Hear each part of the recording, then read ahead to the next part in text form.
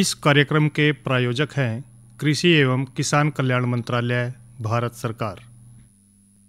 हर जोखिम से निकल कर फसल आए, सुरक्षित हो जाए। फसल बीमा से हर किसान अब आत्मनिर्भर हो जाए। संकट के समय प्रधानमंत्री फसल बीमा योजना किसानों के लिए वरदान है। अब सूखा पड़े या बाढ़ आ जाए कोई डर नहीं, अब ओले पड़े या कीट पतंगे फसल खा जाए कोई फिक्र नहीं, क्योंकि हमने लिया है प्रधानमंत्री फसल बीमा। बुआई से फसल कटाई तक हर जोखिम का दावा, न्यूनतम प्रीमियम पर अधिकतम भुगतान का वादा। योजना से हर साल जुड़ रहे हैं 5 करोड़ से ज्यादा किसान। अब आपकी है बारी। नजदीकी कृषि कार्यालय, सहकारी समिति, बैंक शाखा, अधिकृत बीमा कंपनी या जन सेवा केंद्र में स्वेच्छा से करा सकते हैं पंजीकरण। फसल बीमा पोर्टल या फसल बीमा ऐप द्वारा भी कराया जा सकता है पंजीकरण। प्रधानमंत्री फसल बीमा योजना, आपकी फसलों का संपूर्ण सुरक्षा कवच। कृषि एवं किसान कल्याण मंत्रालय, भारत सरकार। कार्यक्रम फोन इन सुननिए सब बण भाइया ने हमारी कृष्ण भाई की और अनिल भाई की और राम राम। तो किसान भाइयों देखियो, आज दिन है मंगलवार और कार्यक्रम रहेगा हमारा फोन इन। किसान भाइयों, आज हमारे स्टूडियो में आए हैं डॉक्टर ओपी लठवाड़ जी, जो कि सस्य वैज्ञानिक हैं कृषि महाविद्यालय कोड़ में। डॉक्टर साहब, आपका स्वागत है। धन्यवाद। जो भाई कार्यक्रम सुन रहे हैं और जिनकी गेहूं से संबंधित जो समस्याएं हैं, वो भाई हमारे पास फ़ोन करके, डॉक्टर साहब हमारे पास बैठे हैं, हमारे साथ बैठे हैं, तो वो भाई अब फ़ोन करके और जो भी समस्या है वो आप पूछ सकते हैं। हमारा फ़ोन नंबर है 221 322। डॉक्टर साहब, इसमें पहले आप कोड भी बता दो, कई बार। हाँ, 01744। और डॉक्टर साहब, आज जो हम बातचीत करेंगे और जो भाई प्रश्न जो है, उनकी जो समस्याएं हैं वो भी पूछेंगे फ़ोन करके। तो डॉक्टर साहब, सबसे बड़ी बात यह है कि गेहूं जो है वो हमारी मुख्य फसल है। बिल्कुल। और इसको हमने बचाना भी है, क्योंकि कई डाल की जो समस्याएं हैं वो हमारे सामने आकर खड़ी हो जाए। बिल्कुल हो जाती हैं। तो ऐसे में हमने क्या करना चाहिए, क्योंकि आप साइंटिस्ट हैं, वैज्ञानिक हैं, तो ऐसे में बताइए डॉक्टर। जैसे हम आज गेहूं की बात कर रहे हैं जी, इस समय किसान भाई देख रहे होंगे, पिछले महीने जो है ना, जनवरी में ज़्यादा बारिश भी हुई जी, और किसानों ने कई बार निराशा भी हुई किसानों में कि ज़्यादा बारिश से गेहूं पीली भी पड़ गई जी। और जैसा हमने किसानों से पूछा, वहाँ से पता चला तो किसानों ने अत्यधिक यूरिया का भी प्रयोग किया जी, जो ज़रूरत से ज़्यादा। और कई जगह ज़्यादा जहाँ पानी खड़ा रह गया वहाँ पर गेहूं पीली भी पड़ी जी। तो चिंता वाजिब थी, क्योंकि काफ़ी वर्षों बाद किसान भाइयों ने जनवरी के महीने में जो इतनी बारिश हुई है, इतनी कभी नहीं देखी, कभी नहीं हुई। हाँ, तो इसलिए गेहूं में इस समय किसानों जो उस बारिश वाले से तो निकल गए, लेकिन अब इस समय जैसे आज भी देखा कि बड़ी तेज हवा चल रही थी, मौसम परिवर्तनशील है जी। हाँ, तापमान में भी गिरा, जो थोड़ी सी बढ़ोतरी जो है देखी जा रही है। तो ऐसे हालात में जब हम खेतों की तरफ निकलते हैं, किसान भाई तो रोज ही जाते हैं, हम वैज्ञानिक भी लगातार निरीक्षण करते रहते हैं जी। तो हम ये देख रहे हैं इस समय जो अगेती बोई गई गेहूं थी, जो समय पर जैसे 25 अक्टूबर की बोई और या फिर 5-10 नवंबर तक की बोई हुई, उन सब में इस समय बालियां निकल रही, बालियां आ रही हैं। हाँ, और जब बालियां निकल रही हैं तो उसमें जब हम कहते हैं कि लगभग 80-85 दिन की हो जाए तो बालियां निकल जाती हैं जी। तो जो अगेती बोई थी उसमें बालियां निकल रही हैं, और बालियां निकलने के साथ साथ फिर उसमें बूर आएगा जी। और जो पछेती किस्में थी, जो पछेती बिजाई की गई थी, उनमें अभी एक किस्म से जो ऊपरला पत्ता होता है ना, उसको बूट लीफ बोलते हैं जी, तो उसके अंदर बाली अंदर है। अभी जो पछेती है उसका हाँ, तो उसमें तो अभी समय है डॉक्टर साहब। हाँ, लेकिन जिन भाइयों ने अगेती जो फसल है, अगेती गेहूं जो है वो लगाई थी, तो वो इस टाइम जो है, हाँ, उसमें बालियां आ गई हैं। जो विशेष तौर पर किसान भाइयों को इस टाइम क्या देखना है, जब बालियां निकलती हैं जी और उसके अंदर फूल आते हैं फिर जी, उस समय पानी की कमी नहीं होनी चाहिए जी। सबसे मुख्य बात है कि जब फूल आवे, बालियाँ निकलने के बाद फिर फूल आएंगे जी। और फूल आते हैं तो उस समय ठीक है, हम मानते हैं कि बारिश हुई थी, खेतों में नमी पूरी है, लेकिन कई बार हल्की जमीन होती है जी। हल्की जमीनों में पानी जल्दी सूख जाता है और उस समय हो सके है उन कोई बातों को भी समझ लो आप 20-25 दिन तो हो गए जी, और महीना भी हो गया कई जगह। हाँ, तो ऐसे हालात में क्या जहाँ पर किसान भाई खेतों में लगातार अपने खेतों की निगरानी कर रहे हैं, वो घूमने जाते हैं, ये चीज नोट करें, जब बाली आवे और उस पर फूल आवे, खेत में पानी की कमी ना हो जी, नमी की कमी नहीं होनी चाहिए। पानी में पानी की जो कमी ना होने दे और खेत में जो नमी है वो बरकरार रखे। हाँ, बरकरार। वैसे तो अब तक तो यही देखा जा रहा है कि खेतों में पानी की कमी महसूस नहीं कर रही, क्योंकि पीछे जो बारिश हुई थी उनकी जो जहाँ पर जैसे दोमट मिट्टी है, थोड़ी सी भारी मिट्टी है, वहाँ पर जमीन की और या मिट्टी की पानी को सोच अपने अंदर जब करने की शक्ति है या लंबे समय तक रखने की शक्ति वो ज़्यादा होती है, तो नमी लगातार बनी हुई है।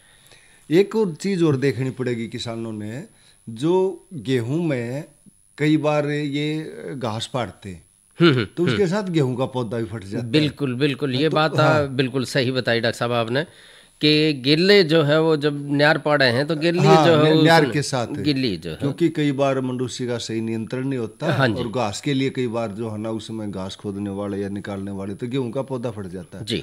किसान भाई नोट करे एक चीज है कि जब गेहूं का पौधा फटता है ना, उसकी जड़ों का गुच्छा होता है पूरा जी। तो इसका मतलब क्या हुआ कि जड़ ऊपरले हिस्से में जमीन में लगभग 6 इंच में ज्यादा होती है, हालांकि 1 मीटर तक भी जाती है, वो निचली सतह से भी पानी लेती हैं, पोषक तत्व लेती हैं, लेकिन ज्यादातर जड़ें जो है ना ऊपर रहती हैं उसकी। तो उस हालात में हम इसलिए कहते हैं कि जहाँ पर हल्की जमीन है, हल्की मिट्टी है और वहां पर जड़ें ऊपर हैं, उनमें नमी की कमी जल्दी हो जाए, क्योंकि पानी जो है डॉक्टर साहब वो अपने अंदर सोख नहीं पाओगी, सोख नहीं पाती। तो हम ये कहते हैं कि गेहूं में अगर कोई पूछे हमारे से कि मान ले किसान भाई पे एक पानी है जी, तो हम कहेंगे भाई पहला पानी देना है, सिर्फ पानी ही उपलब्ध एक है, कुछ बारिश हो जाए वो बात अलग है जी। तो उस पानी का क्या करेंगे कि भाई 20-22 दिन की 22-23 दिन की जो क्रांतिक अवस्था उस पर दो। अगर किसी किसान भाई पर 2 पानी है जी, 2 उपलब्ध है तो दूसरा पानी हम इस टाइम बताएंगे। डॉक्टर साहब एक सवाल आ रहा है जी। हेलो, नमस्ते सर। नमस्ते जी, कहाँ से बोल रहे हैं साहब? रायपुर रोडान से बोल रहे सर। रायपुर रोडान से? हाँ जी। क्या नाम जी? रामचंद्र है। रामचंद्र जी। रामचंद्र जी बोलो जी, अपनी समस्या बताओ रामचंद्र जी। बच्चा जी गेहूं पानी में खराब हो रहा है। हाँ, गेहूं पानी से जो ज्यादा बारिश हुई ना उससे खराब हुई है। हाँ जी सर। कुछ उसमें सर, उसमें क्या किया फिर आपने? मैंने इसका जी स्प्रे किया, कुछ यूरिया का 2 किलो और ये जी अच्छा 3-4 जी। हाँ, उसमें एक चीज देखियो रामचंद्र जी। हाँ जी। खेत में अब तो नमी नहीं है, पानी तो नहीं है खेत में? नहीं है। हाँ, पानी सूख गया, बड़ी अच्छी बात है। मैं कह रहा हूँ कि जब खेत में पानी होता है और ऊपर से आप स्प्रे कर दो, पानी में क्या होता है कि जड़ काम करना बंद कर देती है, वायु का आवागमन नहीं होता और ऊपर से फिर और हम खुराक दे देते हैं तो वो बल्कि उस पर ज्यादा काम नहीं करती। जब खेत के अंदर पानी नहीं होगा, हमने खेत रिकवर करने हैं, दोबारा जो है ना उसी अवस्था में आ जाए, जब धूप निकलेगी पानी धरती में नीचे चला जाएगा, अपने आप रिकवर हो जाएंगे। लेकिन पोषक तत्वों की कमी को दूर करने के लिए जैसे आपने यूरिया का स्प्रे किया, यूरिया के साथ जो है ना आधी किलो जिंक भी डाल सको थे, या उसके साथ एक NPK का आता है एक पैकेट, हाँ NPK का पैकेट लेके उसका स्प्रे 100 लीटर पानी में घोल के 1 किलो NPK का 1 किलो में बहुत है। अगर वो ना मिले तो उसमें आधी किलो जिंक लेके 2.5 किलो यूरिया और 100 लीटर पानी में घोल के 1 किलो में स्प्रे कर दें, उससे भी ठीक हो जाएगी। लेकिन ये चिंता ना करें कि उसमें दे कट्टे डालने जा, वो बिल्कुल हाँ बहुत कोई बात नहीं, जो ही आपकी जो है ना ये धूप अच्छी तरह निकल गई, आज तो हवा चल रही है बड़ी अच्छी, ये पानी जो जहाँ पर ज़्यादा था वो सूख जाएगा सारा, और गेहूं जो पीली थी आपकी अपने आप दोबारा उसी अवस्था में आ जाएगी। और आपने स्प्रे करा, ठीक करा, कोई गलत नहीं किया, बहुत अच्छा किया आपने। रामचंद्र जी, फोन करने के लिए आपका धन्यवाद। तो डॉक्टर साहब, हम जो बात कर रहे थे ना पानी वाली, हाँ। ये रामचंद्र जी का फोन है, जैसे ऐसे और भी फोन आ सके हैं, तो उससे हमें यही लगा कि पानी की तो कमी नहीं है कहीं भी, बिल्कुल, है ना। यही अंदाजा लगाएंगे हम के खेतों में नमी की पूरी मात्रा है जी। अब दूसरी समस्या का क्या ध्यान दें, मान लिया देखो नमी पूरी है, खेतों में पानी है और हवा तेज चल पड़े, फिर क्या करें? फिर क्योंकि बालियां भी आ रही हैं और 10 दिन 15 दिन बाद इसमें दाने भी बनेंगे, बोझ भी होगा, तो इसमें डॉक्टर साहब वो गिरने का खतरा रहेगा। हाँ, गिरने का खतरा रहेगा। तो उसमें क्या करना, हमें चिंता नहीं करनी ज्यादा। ये 2 दिन का परिवर्तनशील मौसम है, ये थोड़ी सी हवा चल के अपने आप ठीक हो जाएगी। विशेष ध्यान क्या है, जैसे तर इलाका है, जैसे जीटी रोड वाली बेल्ट है, अब पंचकुला से लग जाए, पंचकुला, अम्बाड़ा, जमुनानगर, कुरुक्षेत्र, करनाल, जहाँ पर थोड़ी नमी ज़्यादा बनी रहती है और तापमान में कमी रहती है। ऐसे हालात में क्या है कि कई बार एक बीमारी आती है बड़ी खतरनाक।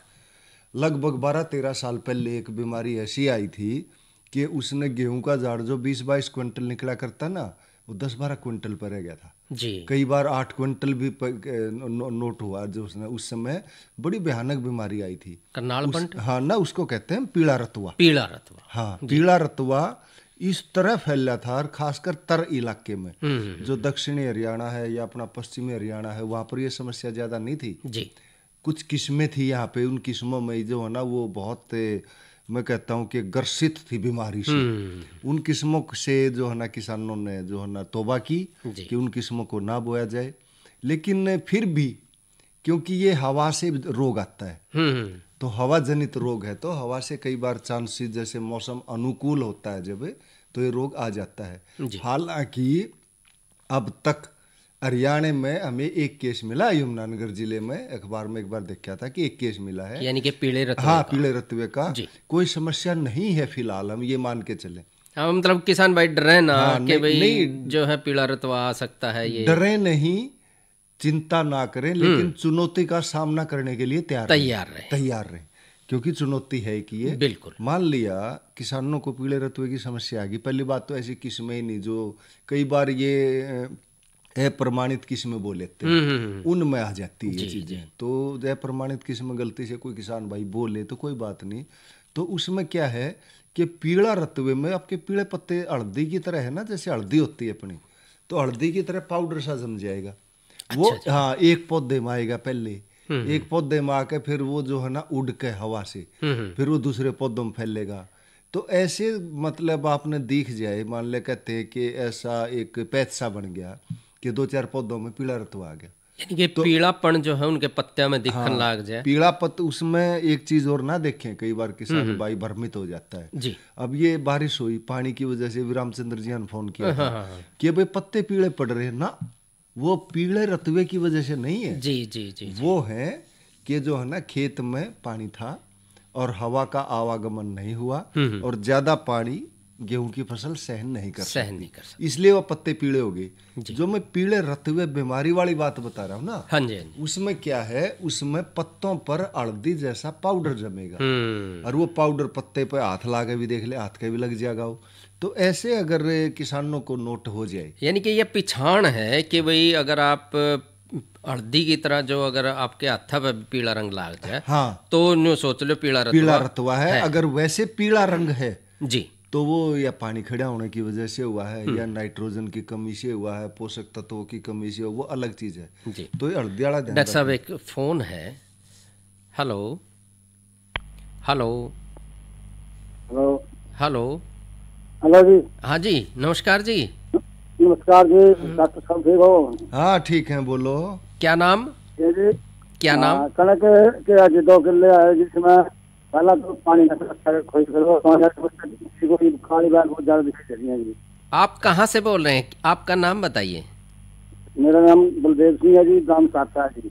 बलदेव सिंह जी, सरसा से बोल रहे हैं? सरसा से जी। हाँ, बलदेव 2 किले गेहूं के हैं, उसमें क्या आपने समस्या क्या बताई? काली बैल ज्यादा दिखाई दे रही है। काल हाँ 100 में तो काली बैल दिखाई दे रही है। काली बाल दिखाई दे हैं। हाँ अच्छा अच्छा, काली काली काली बैल ज्यादा दिखाई दे रही है। हाँ, समझ गया। अब आप सुनो जो है ना बलदेव वे, काली बाल वैसे होनी नहीं चाहिए, खुली कंगारी होती है वो जी, है ना। खुली कंगारी क्या है कि जो बाल जो बनती है ना, जब दाने बने, दाने की जगह काला पाउडर बन जाता है उसके अंदर। उसमें गेहूं तो बनेगा ही नहीं। हाँ, गेहूं बनेगा ही नहीं। तो उनका इलाज ये है, अभी उस हालात में नहीं है जी कि वो जो है ना फैले, आगे फैले, क्योंकि ये भी मान लिया जब ये पूरी तरह विकसित हो जाती है ना काली बाल, उस पर मान लिया बाल के नीचे से टल्लू मार के देख लें आप, ऐसा काला पाउडर निकलेगा और पूरे खेत में ग्रसित कर देगा। अब हाँ, अभी ऐसी दिक्कत नहीं है। तो जो काली बाल दिखे ना, उन्हें काट लो, आप काट के है ना नीचे दबा दो, कोई दिक्कत नहीं है। क्योंकि इस चीज़ की दवाई नहीं है बलदेव, कदे आप दुकान ना बजाओ कि भाई काली बाल होगी मैंने दवाई दे दे, क्योंकि इसका बीज उपचार होता है। आपने बीज, पहली बात तो आपकी किस्म ऐसी मिलेगी जो प्रमाणित ना हो, और बीज उपचार ही खुली कंगारी का इलाज है। जो एक बीज उपचार के समय गेहूं बोते हैं ना आप, तो बीज लेके उसमें 2 ग्राम रेक्सिल, है ना, 1 ग्राम रेक्सिल या 2 ग्राम बेविस्टिन प्रति किलो बीज के हिसाब से लगा करते। तो वो आपने दवाई ना लगाई होगी तो उसका एक आध खुली कंगारी की समस्या, लेकिन अभी वो इतनी नुकसानदायक नहीं है। आप जिस बाल में देखो उस बाल को काट कर दबा दो, दवाई कोई नहीं। दवाई के अंदर से दवाई निकली तो हम जाएगी नहीं, दवाई नहीं है इस चीज की बलदेव। कोई भी आप बैम ना करियो कि दिन सोचे खाम खा इस पर दवाई डाल दो और पैसे खराब करो, इस चीज की नहीं है। क्योंकि खुली कंगारी की समस्या नहीं है बड़ी, एक आध बार ये बाल का ना एक आध बाल में होगी, ये निकल, ये बड़ी समस्या नहीं है। खुली कंगारी कभी नहीं होती अपने इलाके में, इसमें जैसे सारसा से बोल रहे आप, तो कोई बड़ी दिक्कत नहीं है, इसमें घबराने की जरूरत नहीं। तो बलदेव जी, फोन करने के लिए आपका बहुत बहुत धन्यवाद।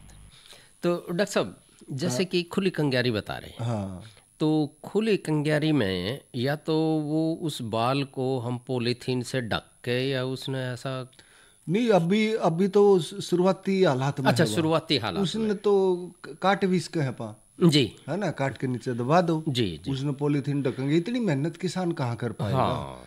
लेकिन जो ये मुख्य बीमारी नहीं है, पहली बात जी जी, जो मुख्य बीमारी होती तो इसका इलाज जो है ना, एक आध खेत में होश के तो उसका बीज उपचार इलाज है। तो बीज उपचार किसान ने नहीं किया होगा या जी जी। तो जो मुख्य जो इस समय की जो आज दिक्कत आप जो है ना पूरे चर्चा कर रहे हैं, उसमें पीले रतुए की पीला रतुआ वो बहुत जरूरी है जी, क्योंकि ये इस हवा भी चल रही है, हवा जनित रोग है, एकदम ऐसे फैलता है कि पूछो मत। यानी कि किसान की मेहनत जो है वो खराब हो जाएगी। बिल्कुल। तो किसान भाइयों, मैं आपको बता रहा था कि इसमें अगर एक आध पौधे में, 2 पौधे में, 5 में, 7 में अगर ये दिखे, उस खेत में घूमना मत ज्यादा, एक तो क्योंकि आपके कपड़ों का लग वो दूसरे पौधों पर भी लगेगा, घूमना नहीं है। दूसरा ये करना है, अगर जो आपके 5-7 पौधों में एक पौधे में दिखा है, उसको दवाई से तर करना है हमें। वो दवाई जो एक टिल्ट दवाई आती है, जैसे टिल्ट, हाँ, प्रोपिकोनाजोल भी बोल देते हैं। डॉक्टर साहब, इसकी मात्रा और पानी का हिसाब तो किताब? उसमें 200 मिलीलीटर दवाई जी 200 लीटर पानी में घोल के, यानी 1 लीटर में 1 मिलीलीटर दवाई, 1 लीटर में पानी में 1 मिलीलीटर दवाई लेके, मान लिया थोड़ी सी जगह में है तो आप टंकी का घोल बना लो जी। जैसे 15 लीटर की टंकी हो अपनी सफरे वाली, तो उसमें 15 मिलीलीटर दवाई डाल दी प्रोपिकोनाजोल, और उस 170 को जो जहाँ 5-7 पौधे उनको तर कर दो, यानी कि वो बीमारी वहीं खत्म हो जाएगी जी, वो आगे बिल्कुल भी नहीं फैलेगी। ये किसान भाई निश्चिंत रहें। यानी कि पीले रतुआ की हम बात अगर करें तो उस पौधे को हमने दवाई से जो टिल्ट जो दवाई बताई है आपने, उससे हमने 200 लीटर पानी में और 200 मिलीलीटर दवाई मिलाकर, नहीं वो पूरे खेत की बात होगी, पूरे खेत की बात, मान लिया थोड़ी सी जगह में जी जी, तो आप टंकी का घोल बना, 1 लीटर दवाई में 1 मिलीलीटर बिल्कुल। मान लिया आपकी जो है ना 15 लीटर की टंकी है, या 5-6 लीटर पानी लागना सोच लो, हाँ जी, 5-7 पौधा में 5 मिलीलीटर दवाई डाल लो और स्प्रे से उस पौधे को तर कर दो। तर करने से क्या होगा कि वो बीमारी वहीं खत्म हो जाएगी, आगे नहीं फैलेगी। ये विषय जो अब जो फिलहाल जैसे आज बैठे हैं हम, तो ये मौसम अनुकूल है उसके लिए, यानी कि हवा से ही हवा भी चल रही है। अच्छा, तापमान भी ठीक है जी। वैसे तो ये 10 से 20 डिग्री तापमान होता है जब आता है ज्यादा, फिर भी रात की ठंड है। डॉक्टर साहब एक फोन आ रहा है। Hello hello. हाँ जी नमस्कार जी, कहाँ से बोल रहे हैं साहब? मैं कटवाड़ से बोल रहा हूँ जी। कटवाड़ से? हाँ, क्या नाम है? हेलो नाम तरफ का हेलो। हाँ जी। नाम बताइए साहब आपका। अफसर सिंह जी। हाँ, छत्र सिंह बोलो जी। सवाल बढ़िया मकन के जी, पीछे स्प्रे भी करा था जिसका वो बार था जी, स्प्रे करा था जी, बार था थैली ही ली थी, 2 पाउडर था की। अच्छा, पाउडर वाली बात थी। हाँ जी। बाला पे पत्ता पे पाउडर है कि बालियां पे है, ये बताओ। नहीं बाल तक बाली को नहीं है मेरी मैत्री जी। अच्छा, बाल नहीं निकलने लग रही ना, लिकड़ी भी शुरू हुई है। अभी शुरू हुई है। मैं ये बता रहा, जो अगेती भी जाई थी ना, जो 25 अक्टूबर या 5 नवंबर के आसपास बो रखी थी, उनमें बालियां खूब आ रही है, शुरू हो रही है।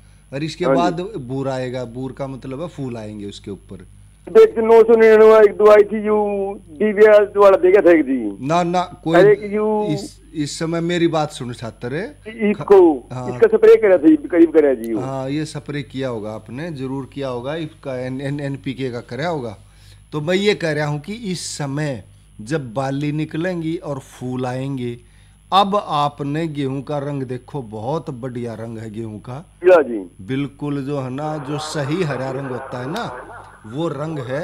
अब आपने किसी चीज का भी स्प्रे नहीं करना है। आप ये पल्ले गांठ बांध लो कि आपने स्प्रे नहीं करना है, किसी चीज का भी स्प्रे बिल्कुल नहीं करना, क्योंकि जो बूर आता है जब भी स्प्रे ठीक नहीं, आगे दाने भी बढ़ने हैं उसके अंदर। इस चीज का ध्यान रख के कोई स्प्रे की जरूरत नहीं आपके खेत में। फोन करने के लिए आपका बहुत बहुत धन्यवाद जी। डॉक्टर साहब, हाँ, जो हमने जो मुख्य समस्या आप जिक्र कर रहे थे ना, पीले रतुए वाला, पीले रतुए में किसानों को जहां भी दिखे उसको मैंने प्रोपिकोनाजोल दवाई बता दी, उसका स्प्रे करके उस हिस्से को तर कर दें, वो बीमारी वहीं खत्म हो जाएगी और आगे फैलने से बच जाएगी। एक तो ये ध्यान रखना है। दूसरा, कई बार किसान भाई क्या करते हैं कि जैसे सरसों का भी एक क्षेत्र थोड़ा सा बढ़ा है ना, जब से सरसों की तरफ रुझान बढ़ा है तो सरसों में थोड़ा चेप्पा सा आ जाता है। हाँ सर। और कई बार किसान भाई सोचते हैं कि गेहूं की बाल आऊंगी, इनमें वो चेप्पा आ जाएगा, उनकी बजाय जो है वो उसका इलाज करना। हाँ, उस पर सोचते हैं। वो तो चेप्पा है ना, इतना नरम कीड़ा है कि उस पर मान ले आप हाथ ला दोगे ना, हाथ लांदे भी मर जाए वो जी। वो चेप्पा ऐसी चीज है। तो गेहूं में बालियां आएंगी, फूल आएगा, दाने बनेंगे। भाई दाने बढ़ने के बाद है ना, किसी कीटनाशक का स्प्रे बिल्कुल उचित नहीं है जी, क्योंकि उस कीटनाशक के अंश दाने में चले जाते हैं और वो दाना देखो आप सारे खाते हैं। डॉक्टर साहब, ये बात आपने बहुत पते की बताई कि हमने जो है मतलब जब फूल आ जाए तो उस समय जो किसी कीटनाशी दवाई का प्रयोग नहीं करना।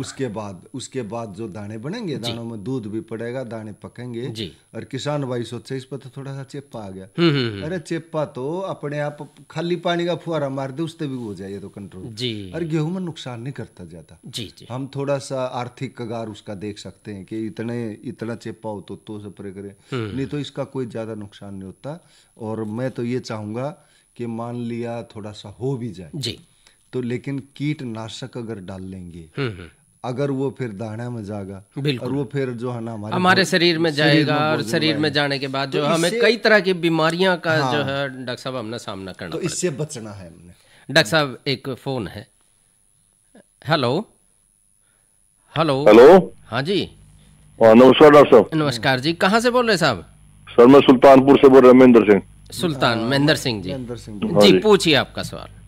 सर ये कह रहे हैं कि गेहूं के अंदर पीला रुतबा आने से पहले स्प्रे कर सकते हैं? ना, बिल्कुल नहीं करना, क्योंकि क्या बेवजह किस लिए डालना? पीला रतुआ अगर एक आध पौधे में आ जाए ना, जैसे महेंद्र बता रहे थे, तो उसे 2-4 पौधों को तर कर दो, या प्रोपिकोनाजोल या टिल्ट दवाई है और मैंने टंकी का भी गोल बता था भाई, 5 लीटर पानी चाहिए तो 5 मिलीलीटर डाल लो, 10 लगता दिखता हो तो 10 मिलीलीटर डाल लो।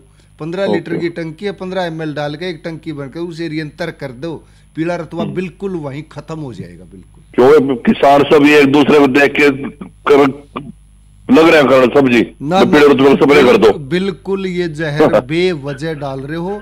अरे तो कह रहे कि खर्चा घटाओ, तुम तो खर्चा बढ़ाने लग रहे हो। ठीक है, बेवजह नहीं डाला कर दे। अच्छा एक चीज और है, बेवजह डालोगे इस समय गेहूं वापस चालोगे, स्प्रे वाला गेहूं भी तोड़ेगा, और गेहूं जड़े टूट गए ना समझ लो गया पौधा, ये जीरी नहीं होती कि दोबारा खड़ी हो जाएगी। महेंद्र जी फोन करने के लिए आपका बहुत बहुत धन्यवाद।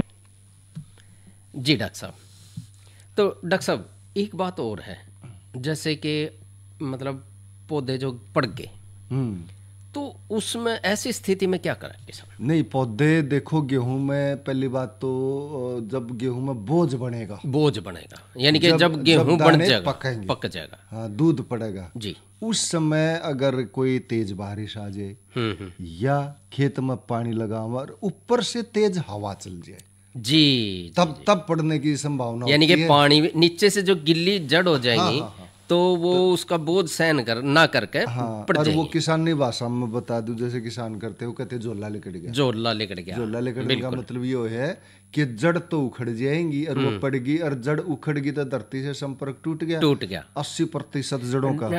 सर एक फोन है, हाँ जी, हेलो। हाँ जी हाँ साहब, कोई नहीं, सवाल पूछिए। डॉक्टर साहब नमस्कार जी।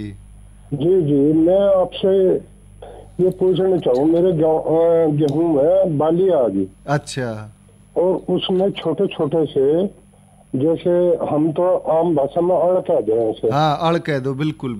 हाँ तो उसके लिए कौन सी दवाई का प्रयोग करें? देखिए अड़ मैंने अभी बताया था ना, बहुत जल्दी ऐसा कीड़ा है, ये खत्म भी जल्दी हो जाता है। अगर बहुत ज्यादा आ जाए तो एक मेलाथियोन दवाई आती है, 400 मिलीलीटर लेके 200 लीटर पानी में घोल कर उसका स्प्रे कर सकते हो। फोन करने के लिए आपका धन्यवाद। ठीक है, धन्यवाद। तो डॉक्टर साहब आपने हमारे किसान भाइयों को इतनी अच्छी जानकारी दी और आप हमारे स्टूडियो में आए, उसके लिए आपका बहुत बहुत धन्यवाद। इस कार्यक्रम के प्रायोजक थे कृषि एवं किसान कल्याण मंत्रालय, भारत सरकार। अरे क्या कर रहा है? इधर हम बोल रहे हैं, तेरे बीजू का उतला बोल रहा है? पक्षियों से तो हम खेत को बचा लेते हैं, पर इन घातक रसायनों से कैसे बचाएं? मतलब तू जो ये अंधाधुंध रसायन मिलाता है ना, मिट्टी की सेहत बिगड़ने लगी है, और जब माटी ही कमजोर पड़ जाएगी तो उपज कैसे सेहतमंद होगी? अरे पहले ऐसा नहीं था, पूछना अपने बड़े बुजुर्गों से, कैसे फसल लहलहाती थी, शुद्धता झलकती थी, हाँ माटी भी तंदुरुस्त और लोग भी। अरे अब पहली वाली बात कहाँ, पर अब तो सब यही डाले हैं। सब नहीं, आज भी लाखों जागरूक किसान परंपरागत विधि से फसल उगा रहे हैं, खर्चा कम और उपज की कीमत भी बेहतर पा रहे हैं। सच है? रे बेटे एक्सपीरियंस से बता रहे हैं, धूप में बाल सफेद नहीं किए हैं। हाँ। ठीक है भाई, मैं भी आज से जैविक खेती शुरू करूंगा। माटी से प्रेम की परंपरा है, परंपरागत खेती। इसी के साथ ही आज का कार्यक्रम किसान वाणी यहीं पर संपन्न होता है। भाइयों से लें इजाजत। अच्छा भाइयों, राम राम।